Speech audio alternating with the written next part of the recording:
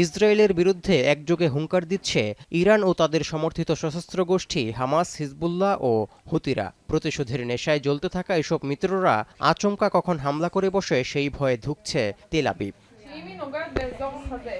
এই অবস্থায় সম্ভাব্য রক্তক্ষয়ী যুদ্ধ মোকাবিলায় সজাগ দৃষ্টি ইসরায়েলের। প্রস্তুত রাখা হচ্ছে অ্যাম্বুলেন্স পরিষেবা, এমনকি হামলায় আহতদের বাঁচানোর লক্ষ্যে মজুত করা হচ্ছে ডোনারদের কাছ থেকে নেয়া রক্ত। জরুরি সময়ে রক্ত সংকট মোকাবিলায় এই উদ্যোগ ইসরায়েলের, যেখানে স্বেচ্ছায় রক্ত দিতে ছুটে আসছে বহু মানুষ। Because of the war, we need to be more.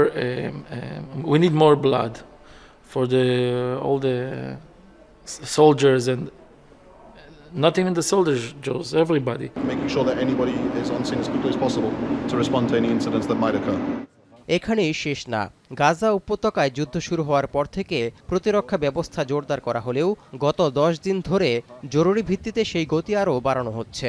বলতে গেলে সর্বোচ্চ সতর্ক অবস্থানে আছে দেশটির সামরিক বাহিনী।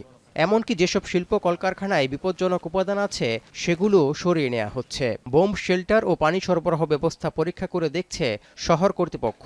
হামলা হতে পারে এমন এলাকার বাসিন্দাদের সতর্ক করতে সাইরেন ও সম্প্রচার ব্যবস্থাও বাড়ানো হয়েছে। এছাড়াও প্রয়োজনে হাজার হাজার বাসিন্দার জন্য পর্যাপ্ত জায়গাসহ অস্থায়ী আশ্রয় কেন্দ্র হিসেবে বেশ কয়েকটি ভূগর্ভস্থ পার্কিং লট প্রস্তুত রাখা হয়েছে। אני מבקש מכם דבר אחד, לשמור על אורך רוח וקור רוח. אנחנו ערוכים הן להגנה והן להתקפה. אנחנו מכים באויבינו ונחושים גם להגן על עצמנו.